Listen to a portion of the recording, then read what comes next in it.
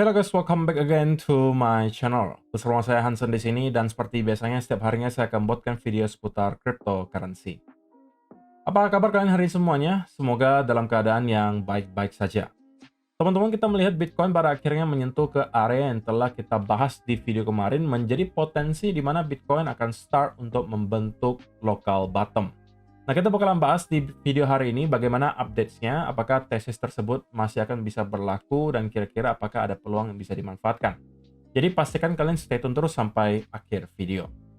Nah, teman-teman, per hari ini kita melihat crypto global market cap naik sebesar 0,95% ke angka 3,71 triliun dolar. Nah, kalau kita lihat top 10 sendiri, sebenarnya rata-rata hijau ya. Cuman ada satu aja yang merah, dan itu jarang banget kita lihat, yaitu adalah Bitcoin. Jadi Bitcoin-nya merah, sedangkan altcoin-nya hijaunya lumayan gitu. Itu kemudian membuat Bitcoin dominance mengalami penurunan yang lumayan signifikan juga. Nah, secara overall kita melihat di top 10 kenaikannya ranging antara 0, sekian persen hingga kurang lebih 5, sekian persen. Jadi yang menjadi top performer hari ini adalah Ethereum, kenaikannya 5,47% ke 3.111 dolar. So, itu adalah outlook sementara dari beberapa top coin yang ada. Sekarang kita langsung saja masuk ke beberapa data dan berita terbaru hari ini. Nah, teman-teman, untuk kalian yang nggak tahu, hari ini kita masih akan mendapatkan data yang masih berkaitan dengan inflasi di Amerika Serikat, yaitu adalah Core PPI dan juga data PPI yang bakalan dirilis di pukul 19.30 waktu Indonesia Barat. Dan keduanya itu masih diekspektasikan mengalami kenaikan. Dan data kemarin itu juga berkaitan dengan inflasi, yaitu adalah data CPI dan juga Core CPI. Nah, sayangnya kedua data ini masih menunjukkan bahwa ada terjadi peningkatan dari tingkat inflasi di Amerika Serikat. CPI year on year mengalami kenaikan dari 2,4 menjadi 2,7. Ini lebih buruk daripada perkiraan. Sedangkan untuk core CPI year on year-nya itu sebenarnya sedikit lebih baik daripada perkiraan, tapi tetap saja mengalami kenaikan sebesar 0,1%. Dari yang awalnya 2,8% menjadi 2,9. Gitu ya. Nah, dengan adanya hal ini, itu kemudian membuat kita melihat ekspektasi pasar terhadap apa yang bakalan dilakukan oleh The Fed di pertemuan FOMC akhir Juli ini menjadi 97% itu bakalan stay di interest rate yang sama, artinya tidak akan ada perubahan, no change. Dan yang merasa bakalan ada ease atau penurunan suku bunga itu hanya sebesar 2,1%. Jadi angka ini terus menurun ketika data unemployment rate kemarin keluar dalam keadaan yang masih sangat solid dan data inflasi yang rupanya keluar masih mengalami peningkatan. Kedua hal tersebut kemudian membuat sebagian orang yang awalnya merasa harusnya akan ada rate cuts di bulan ini mengurungkan idenya dan kemudian berpindah ke kubu yang merasa bahwa oke, sepertinya di bulan Juli tidak akan ada lagi rate cuts. Bahkan kalau kita lihat di bulan September yang awalnya nih majority merasa bahwa harusnya bakalan ada pemotongan suku bunga. Seingat saya ya, beberapa minggu yang lalu itu masih chance-nya 80%. Oke, 80 atau 70% seingat saya. Bahwa akan ada pemotongan suku bunga. Tapi dengan ada beberapa data terbaru yang muncul beberapa minggu ini, membuat persentasenya kembali berubah. Sekarang, sudah ada 44% yang merasa bahwa kita tidak akan melihat juga pemotongan suku bunga di bulan September. Dan hanya ada 55,6% yang merasa bahwa kita akan melihat pemotongan suku bunga. Dan sekali lagi, hal ini akan bisa terus berubah seiring data terbaru yang muncul ya teman-teman. Jadi kita sangat harapkan bahwa ada penurunan inflasi segera dan juga at least sedikit pelemahan unemployment rate. Supaya itu bisa mempercepat pemotongan suku bunga dari The Fed. Tetapi untuk sekarang mungkin itu akan sangat sulit untuk dicapai karena kita melihat kebijakan tarif yang terus diterapkan oleh Donald Trump ke berbagai negara yang tentunya nanti akan berdampak juga kepada inflasi. So, kita bisa melihat bulan Oktober untuk sementara ya, itu 78% atau majority masih merasa bahwa harusnya akan ada rate cuts di sana. Jadi untuk sekarang kita bisa melihat sepertinya market lebih confidence bahwa The Fed bakal melakukan pemotongan suku bunga itu baru di bulan Oktober nanti. Dan bulan Desember juga banyak yang expect, bahkan sampai 92% yang expect kita bakalan melihat ada pemotongan suku bunga juga. So kita mungkin harus sedikit menunda gitu ya, ekspektasi kita akan The Fed yang bakalan melakukan pemotongan suku bunga, ya diakibatkan data-data terbaru yang muncul yang menunjukkan bahwa rupanya belum ada sama sekali hal yang bisa mendesak The Fed untuk melakukan pemotongan suku bunga. Satu-satunya yang mungkin bisa terjadi dan ini masih mungkin sangat sangat sulit gitu ya untuk kita lihat, yaitu adalah secara tiba-tiba misalnya Kakek Powell itu resign, yang sebenarnya kemarin ada rumornya, tapi itu masih sekedar rumor dan belum benar-benar terjadi. Kalau misalnya benar Kakek Powell resign dan digantikan oleh kedua The Fed lainnya yang pro terhadap pemotongan suku bunga, nah itu mungkin akan mempercepat pemotongan suku bunganya. Tapi itu pun mungkin tidak akan terjadi dalam waktu dekat. So bulan Juli ini kita harus expect harusnya interest rate masih akan stay di angka yang sama. Oke? Nah, teman-teman, sekali lagi eksklusif giveaway Hansen Law itu masih akan berjalan sampai hampir akhir bulan Agustus nanti. Jadi waktu bagi kalian itu masih cukup panjang karena kemarin ada yang nanya, kok ini saya telat nggak kalau ikutan sekarang? Sama sekali nggak telat teman-teman, karena kalian masih punya waktu lebih dari sebulan bahkan untuk menyelesaikan tugas yang diberikan di sini untuk kalian bisa mendapatkan 1 juta rupiah atau iPad 10 atau iPhone 16 tergantung tugas mana yang kalian selesaikan. Hanya cukup 3 step, kalian daftar ke Margex, lalu kalian farming volume, dan kalian bawa pulang hadiahnya. Kalian bisa memilih mau hit ke angka 500.000 volume, itu kalian dapatkan 1 juta rupiah. Kalau misalnya kalian mau dapatkan iPad 10, kalian bisa hit ke angka 1 juta. Sedangkan kalau misalnya teman-teman mau dapatkan iPhone 16, maka kalian juga bisa hit sampai ke angka 2 juta untuk mendapatkan iPhone 16. Jadi ini juga tidak saya batasi jumlah pemenangnya selama kalian menyelesaikan tugasnya. Saya tidak peduli misalnya ada 10 orang yang berhasil hit ke angka 2 juta, ya 10-10-nya bakalan saya berikan iPhone 16. Dan selain daripada itu tentunya teman-teman juga akan dapat hadiah tambahan dari prize pool yang dimana sekarang sudah ada $1.123.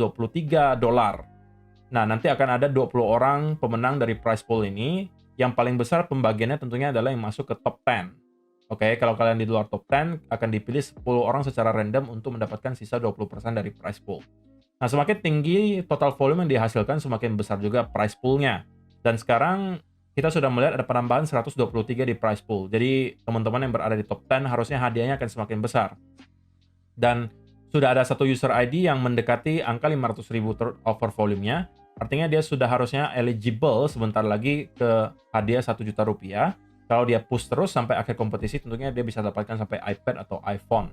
Nah, nanti di akhir kompetisi kita bakalan lihat yang eligible untuk mendapatkan berbagai hadiah tersebut berapa.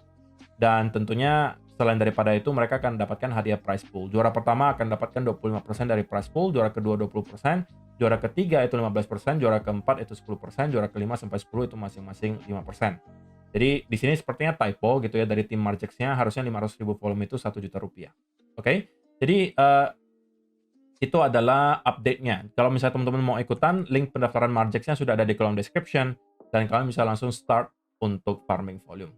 Kalau misalnya kalian mau lebih cepat dapatkan update volumenya, hariannya, kalian bisa masuk aja ke grup Telegram, linknya juga sudah ada di kolom description box di bawah.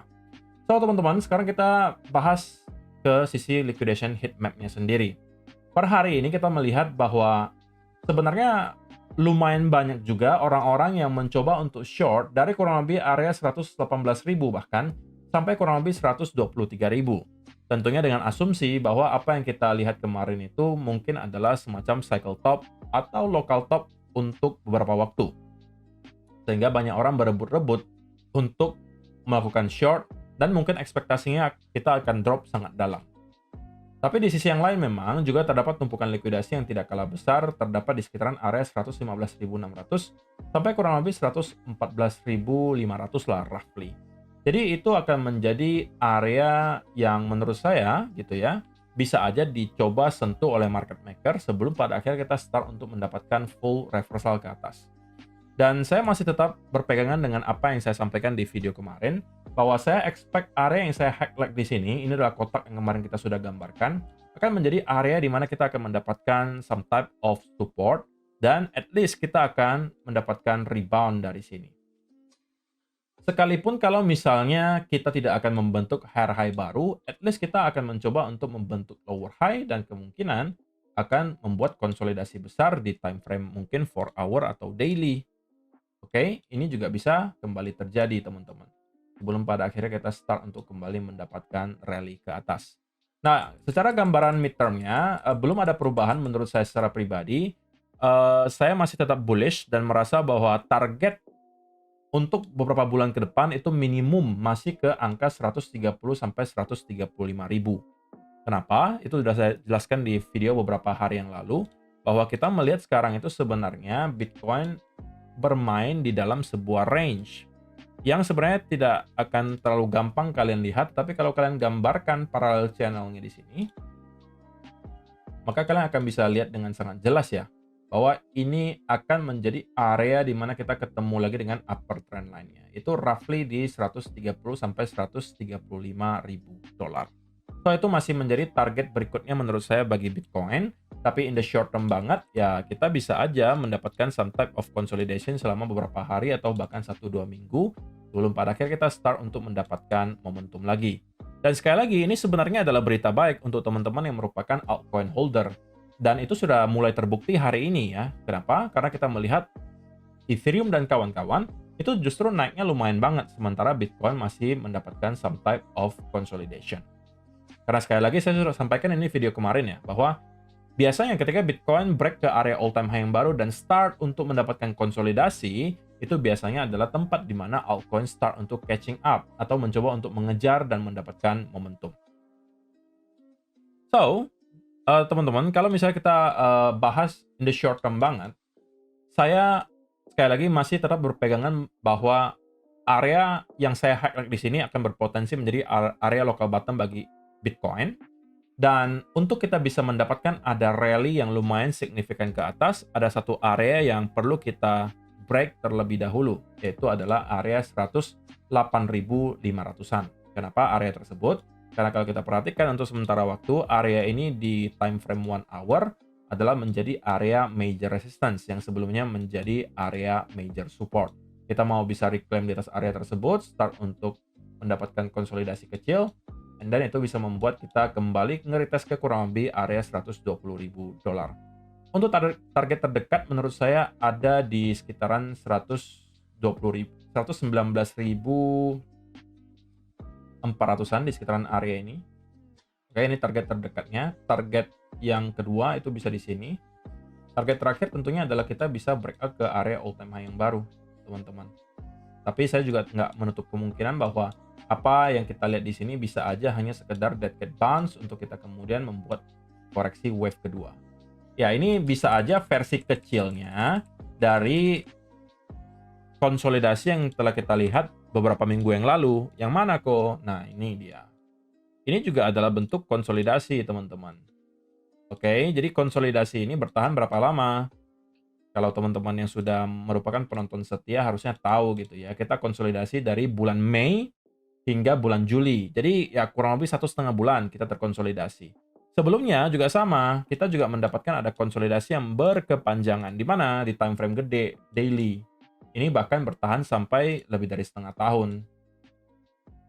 Oke, jadi ini adalah versi gedenya, ini adalah versi sedangnya, dan kita bisa aja membuat versi kecilnya gitu ya, yaitu membuat konsolidasi dalam bentuk 2 atau bahkan 3 wave. Belum pada akhirnya kita start untuk kembali mendapatkan momentum. Jadi ini adalah beberapa senario yang menurut saya bisa kita expect terjadi ke Bitcoin dalam beberapa waktu ke depan. Pada intinya midterm itu masih bullish, target saya masih di area 130 sampai 135.000. Tapi pertanyaannya hanya sekarang apakah kita akan langsung straight membentuk higher high dari sini ataukah kita perlu konsolidasi lebih lanjut sebelum melakukan hal tersebut. Nah, itu jawabannya mungkin baru kita akan bisa dapatkan dalam beberapa hari ke depan. Tapi untuk sementara waktu area 117.000-an sampai 114.500 roughly itu akan menjadi area di mana menurut saya Bitcoin akan membentuk local bottom. So, terima kasih untuk teman-teman yang telah menonton sampai selesai video hari ini. Semoga bisa bermanfaat untuk kalian semua. See you in the next video. Bye-bye.